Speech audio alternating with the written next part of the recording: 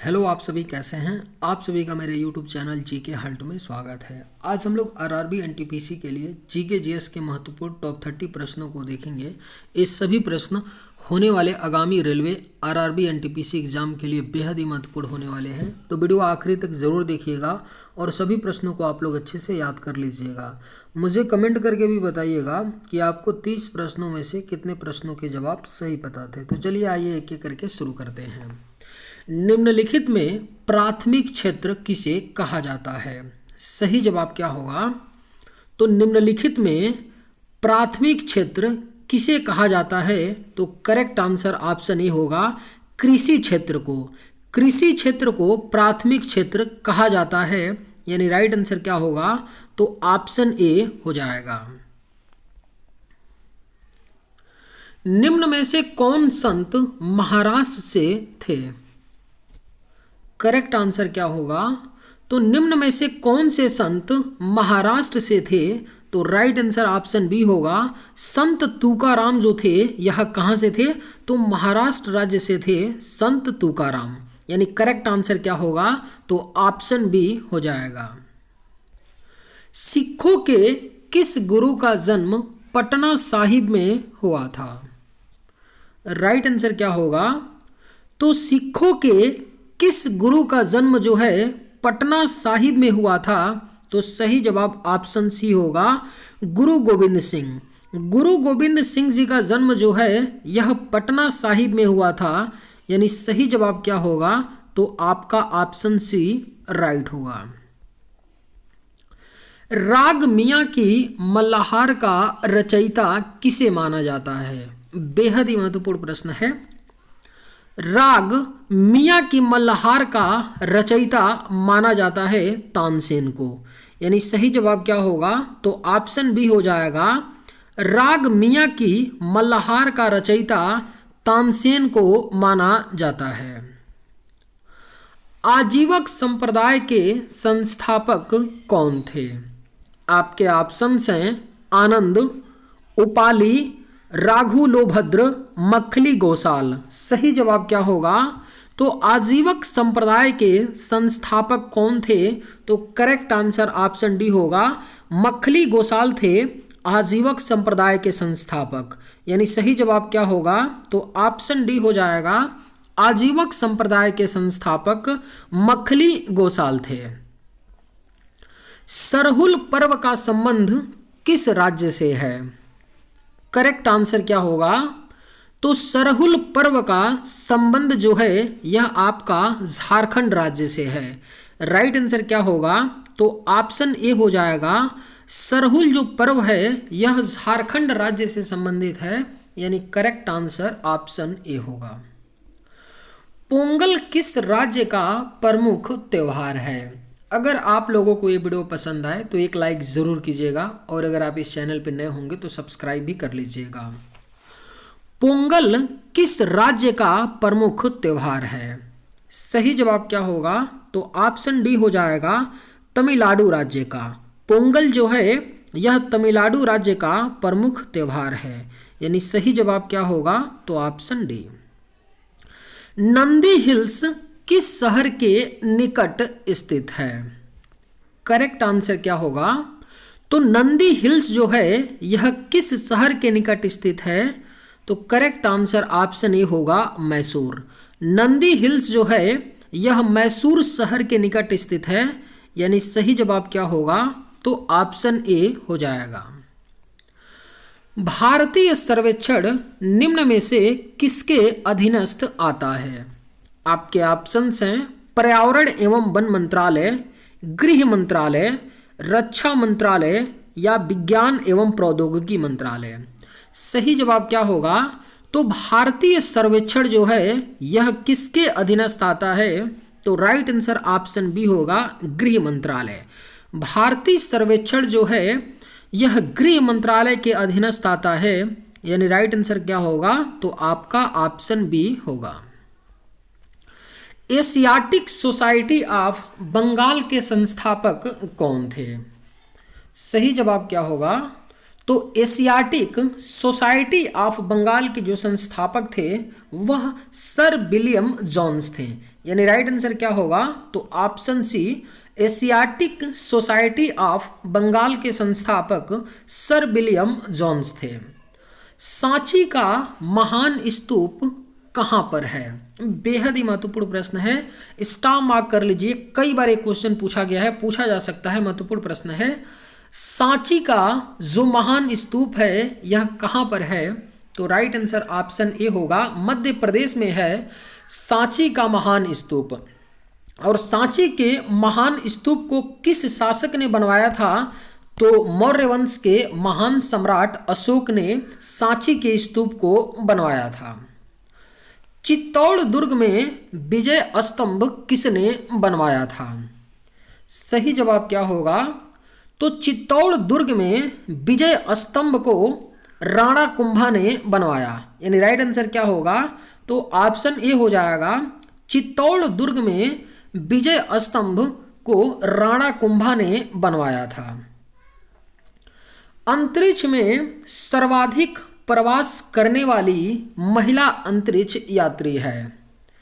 सही जवाब क्या होगा? तो अंतरिक्ष में सर्वाधिक प्रवास करने वाली जो महिला अंतरिक्ष यात्री है, यहाँ प्रवास करने का मतलब ये हुआ कि अंतरिक्ष में सर्वाधिक समय तक रहने वाली जो अंतरिक्ष यात्री है वो कौन है? तो सुनीता विलियम्स हैं। याद रखिएगा सही जवाब क्या होगा? तो ऑप्शन बी हो जाएगा, अंतरिक्ष में सर्वाधिक समय तक रहने वाली जो महिला अंतरिक्ष यात्री हैं वह सुनीता विलियम्स हैं। शेरशाह का प्रमुख प्रतिद्वंदी कौन था? आपके ऑप्शंस हैं हुमायूं, महमूद या खिज्र खां कादिर शाह। सही जवाब क्या होगा? तो शेरशाह का जो प्रमुख प्रतिद्वंदी था यानी रिवाल था, उसको वो कौन था? तो हुमायूं था। राइट आंसर क्या होगा? तो ऑप्शन ए हो जाएगा, शेरशाह का जो प्रमुख प्रतिद्वंदी था वह हुमायूं था। कौन सा राज्य भारत पाकिस्तान की सीमा के पास स्थित है? करेक्ट आंसर क्या होगा? तो कौन सा राज्य है जो भारत पाकिस्तान की सीमा के पास स्थित है? तो सही जवाब ऑप्शन बी होगा, राजस्थान। राजस्थान जो राज्य है यह भारत और पाकिस्तान की सीमा के पास स्थित है, यानी करेक्ट आंसर ऑप्शन बी होगा।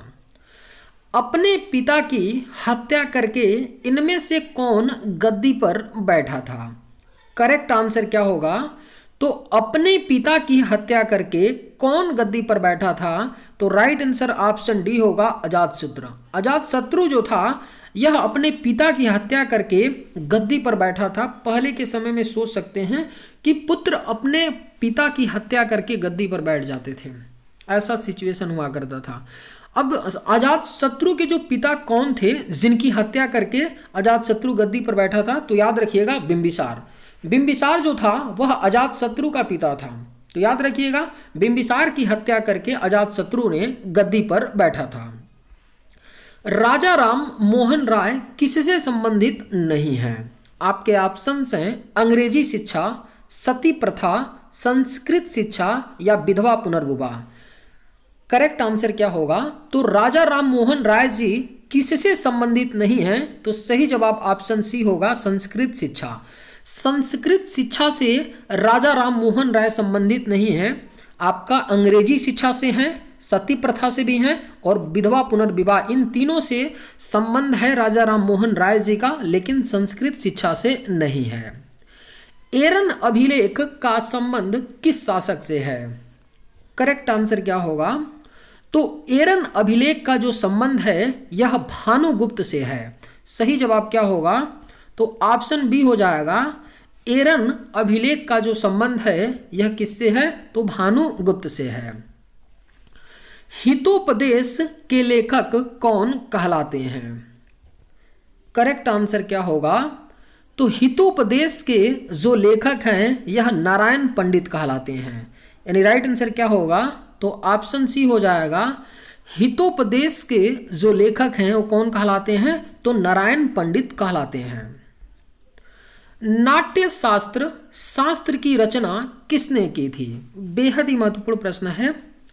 नाट्य शास्त्र, शास्त्र की जो रचना है यह भरत मुनि ने किया था, यानी सही जवाब क्या आपका होगा, ऑप्शन बी हो जाएगा। नाट्य शास्त्र की जो रचना है यह भरत मुनि ने की थी। आधुनिक मानव के हाल का पूर्वज कौन है? अगर आप लोगों को ये वीडियो पसंद आए तो एक लाइक ज़रूर कीजिएगा, और अगर आप इस चैनल पर नए होंगे तो सब्सक्राइब भी कर लीजिएगा। आधुनिक मानव के हाल का पूर्वज कौन है? सही जवाब क्या होगा, तो ऑप्शन डी हो जाएगा। क्रो मैग्नन जो मनुष्य है आधुनिक मानव के हाल का पूर्वज है, और क्रो मैग्नन के जो पूर्वज हैं वो कौन है, तो नियंडरथल मनुष्य हैं। तो याद रखिएगा, आधुनिक मानव का जो हाल का रिसेंट का जो पूर्वज है वो क्रो मैग्नन मनुष्य है, और क्रो मैग्नन मनुष्य का जो पूर्वज है वो कौन है, नियंडरथल मनुष्य है। तो सही जवाब आपका क्या होगा, ऑप्शन डी हो जाएगा। ऋग्वेद का कौन सा मंडल पूर्णतः सोम को समर्पित है? करेक्ट आंसर क्या होगा, तो ऋग्वेद का कौन सा मंडल है जो पूर्णतः सोम को समर्पित है? तो सही जवाब ऑप्शन सी होगा, नौवां मंडल। ऋग्वेद का जो नौवां मंडल है यह पूर्णतः क्या है, सोम को समर्पित है, यानी सही जवाब ऑप्शन सी होगा। चैतन्य महापुरुष किस संप्रदाय से जुड़े थे? सही जवाब क्या होगा, तो चैतन्य महापुरुष जो थे वह किस संप्रदाय से जुड़े थे? तो सही आंसर होगा ऑप्शन सी, गौड़ीय संप्रदाय। चैतन्य महापुरुष जो थे वह गौड़ीय संप्रदाय से जुड़े थे, यानी सही जवाब ऑप्शन सी होगा। महमूद बेगड़ा किस राज्य का प्रसिद्ध सुल्तान था? सही जवाब क्या होगा, तो महमूद बेगड़ा जो है यह किस राज्य का प्रसिद्ध सुल्तान था? तो राइट आंसर ऑप्शन सी होगा, गुजरात। गुजरात राज्य का प्रसिद्ध सुल्तान था महमूद बेगड़ा। निम्नलिखित में से कौन फरायजी विद्रोह का नेता था? राइट आंसर क्या होगा, तो निम्न में से कौन जो है वह फरायजी विद्रोह का नेता था? तो सही जवाब ऑप्शन ए होगा, दादू मियाँ। दादू मियाँ जो था वह क्या था, फरायजी विद्रोह का नेता था, यानी सही जवाब क्या होगा, तो ऑप्शन ए होगा। इनमें से कौन सा शहर चोल राजाओं की राजधानी थी? करेक्ट आंसर क्या होगा, तो इनमें से कौन सा शहर है जो चोल राजाओं की राजधानी थी? तो करेक्ट आंसर ऑप्शन ए होगा, तंजौर। तंजौर जो थी वह चोल राजाओं की राजधानी थी, यानी सही जवाब ऑप्शन ए होगा। वह पुर्तगाली कौन था जिसने गोवा पर अधिकार किया था? सही जवाब क्या होगा, तो वह पुर्तगाली कौन था जिसने गोवा पर अधिकार किया था? तो राइट आंसर ऑप्शन ए होगा, Alfonso de Albuquerque. Alfonso de Albuquerque जो था उसने गोवा पर अधिकार किया था, और गोवा शुरू से लेकर के आखिरी तक पुर्तगालियों के ही अधीन था। ऐसा कभी नहीं हुआ कि गोवा पर अंग्रेजों ने कभी कब्जा किया हो, ऐसा बिल्कुल नहीं था। अंग्रेजों ने गोवा पर कब्जा नहीं किया था।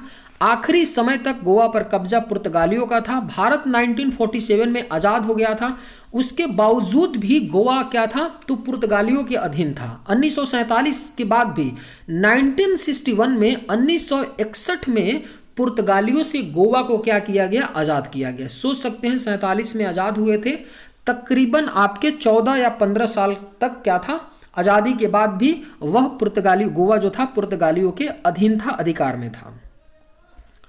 पंजाब के राजा रणजीत सिंह की राजधानी कहाँ थी? सही जवाब क्या होगा, तो पंजाब के राजा रणजीत सिंह की जो राजधानी थी वह लाहौर थी, यानी राइट आंसर क्या होगा, ऑप्शन ए हो जाएगा, पंजाब के राजा रणजीत सिंह की राजधानी लाहौर, पाकिस्तान वाला लाहौर। पलासी की लड़ाई में अंग्रेजी सेना का नेतृत्व किसने किया? बेहद ही महत्वपूर्ण प्रश्न है, ये क्वेश्चन कई बार पूछा गया है, स्टार मार्क कर लीजिए, पूछा जा सकता है। पलासी की लड़ाई में अंग्रेजी सेना का नेतृत्व किसने किया था? तो रॉबर्ट क्लाइव ने किया था। राइट आंसर क्या होगा, ऑप्शन ए हो जाएगा, पलासी की लड़ाई में अंग्रेजी सेना का नेतृत्व रॉबर्ट क्लाइव ने किया था। और पलासी का युद्ध कब हुआ था? तो 1757 ईस्वी में हुआ था। बक्सर के युद्ध में अंग्रेजी सेना का नेतृत्व किसने किया था? राइट आंसर क्या होगा? तो बक्सर का युद्ध जो 1764 ईस्वी में हुआ था, बक्सर के युद्ध में अंग्रेजी सेना का नेतृत्व हेक्टर मुनरो ने किया था। यानी सही जवाब क्या है? ऑप्शन डी है। याद रखिएगा, बक्सर का युद्ध 1764 में हुआ था जिसमें अंग्रेजी सेना का नेतृत्व हेक्टर मुनरो ने किया था। चलिए आज के वीडियो में बस इतना ही। अगर आप लोगों को ये वीडियो पसंद आए तो एक लाइक ज़रूर कीजिएगा। थैंक्स।